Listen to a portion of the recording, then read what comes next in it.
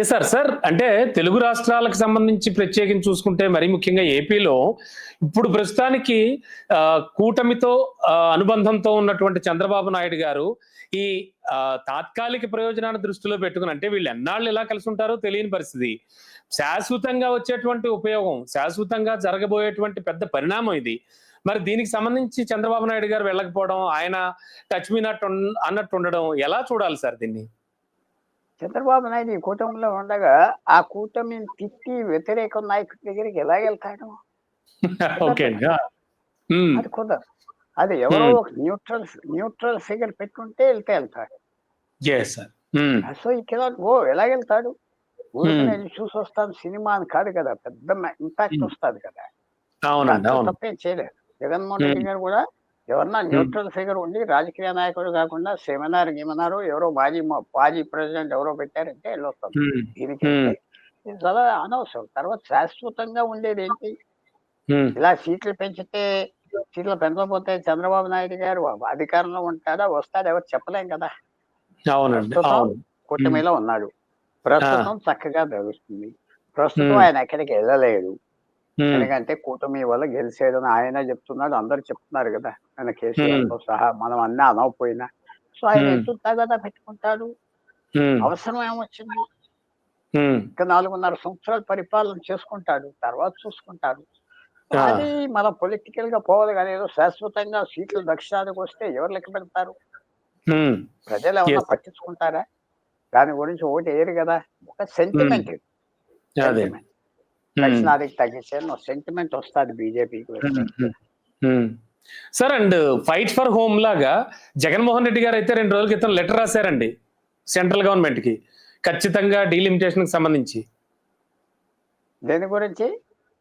Delimitation కి సంబంధించి కూడా లెటర్ రాశారు. బాగా రాసేది కదా, తక్కువగా రాసేది, తప్పేం రాలేదు.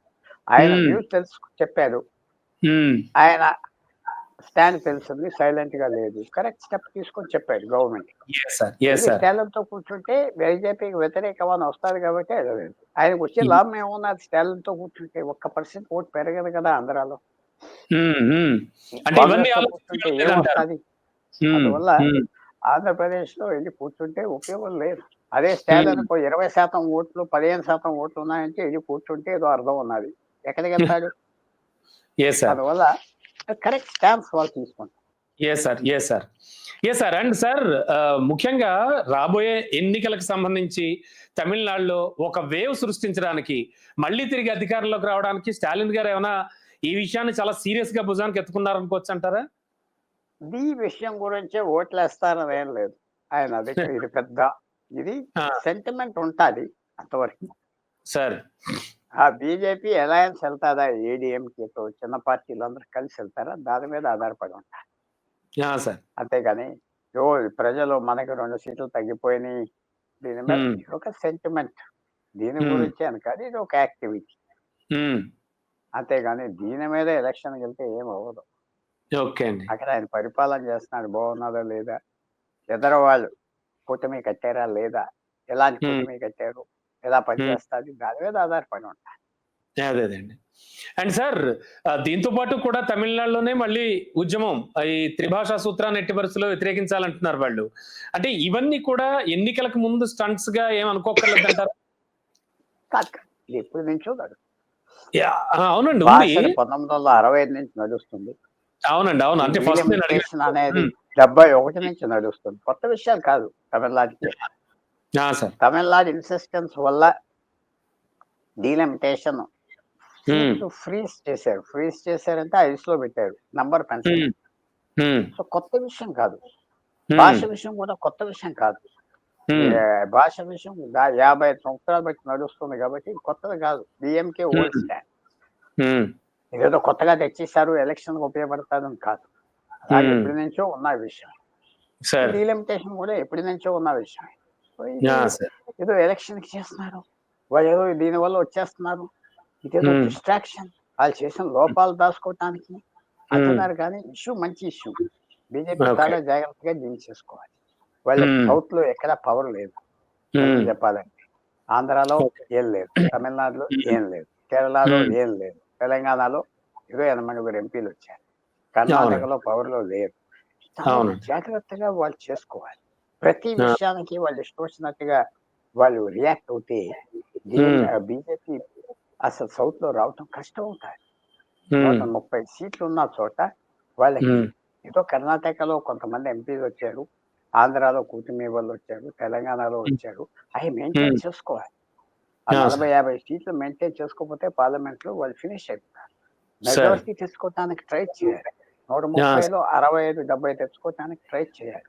ఇలాంటి హ్మ్. ప్రయత్నాలు చేస్తే ట్రై చేసినట్టు కాదు. ఇది ఫెయిల్యూర్‌కి రూట్. హ్మ్. సార్ చాలా అండ్ కేర్‌ఫుల్‌గా ఉండాలి బీజేపీ.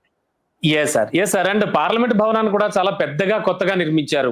ఒకవేళ నిజంగా వీళ్ళ మంత్రాంగాలు, వాళ్ళ మంత్రాంగాలు ఏవి ఫలించక ఖచ్చితంగా డీలిమిటేషన్ అనేది మీరు చెప్పినట్టుగా జరిగిపోతే అంటే 2029కి ఎలాగూ చేయాలి అంటున్నారు కాబట్టి ఒకవేళ జరిగిపోతే ఖచ్చితంగా చైనా పార్లమెంట్ లాగా అలా కోకొల్లలు ఎంపీలు చాలా విపరీతమైనటువంటి ఎంపీలతో కూడినటువంటి భవిష్యత్తు పార్లమెంట్‌ని చూడాల్సి వస్తుందంటారా?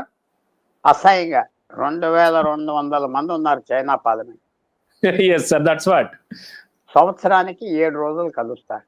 7 యాహ్! రోజుల్లో ఎప్పటి నుంచో వచ్చే 7, 8 రోజులు అంతే సంవత్సరానికి. యాహ్! సార్. మళ్ళీ కలవరు. ఇప్పుడు అవునండి. 800 మంది, 750 మందికి చేద్దామంటే ఏంటి ఇది? ఎవరిని ఆలోచించకుండా ఉన్న ప్రభుత్వం ఇష్టం వచ్చినట్టుగా చేసేటివే కదా! ఆ! వాల్యూ తగ్గిస్తారు కదా! ప్రతి ఎంపీ వాల్యూ తగ్గిపోతాది కదా! ఇది అవునండి. చాలా ఇది దూరదృష్టిగా చెప్పాలంటే దేశానికి మంచిది కాదు. మంచిది కాదు. ఆలోచించుకొని అంత స్పీడ్‌గా, ఆ! అంత ఫాస్ట్‌గా పవర్‌ని మార్చుకోవడం. మనం హ్మ్. 75 సంవత్సరాలు బట్టి ప్రజాస్వామ్యం ఉన్నాం. 50 అవ్ రోజుల నుంచి తీసుకుంటే ఫస్ట్ ఎలక్షన్ ఇప్పుడు 73 సంవత్సరాలు అయింది. ఇది ఇష్టం వచ్చినట్టుగా మార్చేయటం, చేయటం, చేంజ్ కోసం చేయకూడదు. చేంజ్ అవసరం ఉన్నప్పుడే మార్చాలి. Yes sir. లేదు కొంపలే మునిగిపోయినాయి ఇప్పుడు. ఒక ఎంపీ అవునండి. 10,00,000 మందికి ఉంటే 11 ఎమ్మెల్యేలు ఉన్నారు, సర్పంచ్‌లు ఉన్నారు, మున్సిపల్ చైర్మన్ ఉన్నారు.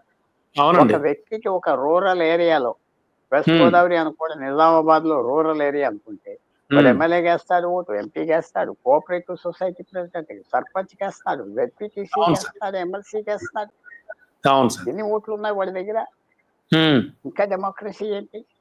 హ్మ్. ఆ! అందువల్ల అది చాలా జాగ్రత్తగా ఆలోచించుకోవాలి ప్రభుత్వం. ఇదంతా వీక్ అవుతాది. కంట్రీ వీక్ చేస్తున్నారు వీళ్ళు తెలియక. Yes sir. ఏదో యెస్ మేము సార్. చేసాం, గొప్ప చేసాం అంటాం కాదు. వీక్ అయిపోతారు. హ్మ్. ఇలాగ తారుమారు చేస్తా పోతే కానీ ఎన్నో యాస్ పర్ మార్పులు సార్ తీసుకొచ్చి యాస్ పర్ కాన్స్టిట్యూషన్ అంటే రాజ్యాంగ నిబంధన ప్రకారం 25 ఏళ్ళు అయిపోయింది మరి. ఖచ్చితంగా చేయాల్సిన పరిస్థితే కదా సార్ ఇప్పుడు. చేయండి. చెయ్యక మీరు తప్పదు సార్. 25 సంవత్సరాలంటే పరిస్థితులు సార్. మారుతా ఉంటాయి కదా! అవునండి. మనం అవును. అంబేద్కర్ రిజర్వేషన్ 10 సంవత్సరాలు చెప్పారు అంబేద్కర్ గారు. ఓ 75 అవునండి. సంవత్సరాలు చేస్తారే పరిస్థితులు మారినాయి కాబట్టి చేస్తున్నాం. ఎక్స్‌టెండ్ చేస్తా పోతున్నాం. చేసుకుంటూ అంటే వెళ్తున్నారు. ఆయన అవునండి. చెప్పాడు కాబట్టి చేయమంటలేదే. చేస్తున్నాం. అవును అవసరం సార్. ఉన్నది, ఇంకా అవసరం ఉన్నదని ముందలకెళ్ళిపోతున్నాం చక్కగా. తప్పేంటి? హ్మ్. అందువల్ల హ్మ్. ఎక్కువ మార్పులు తీసుకొచ్చేస్తే దేశానికి మంచిది కాదు. కేర్‌ఫుల్‌గా యెస్. ఆలోచించి మార్పు అనేది స్లోగా చేయాలి. యెస్. లేకపోతే చాలా పరిణామాలు వస్తాయి. Sure sir. Sure sir.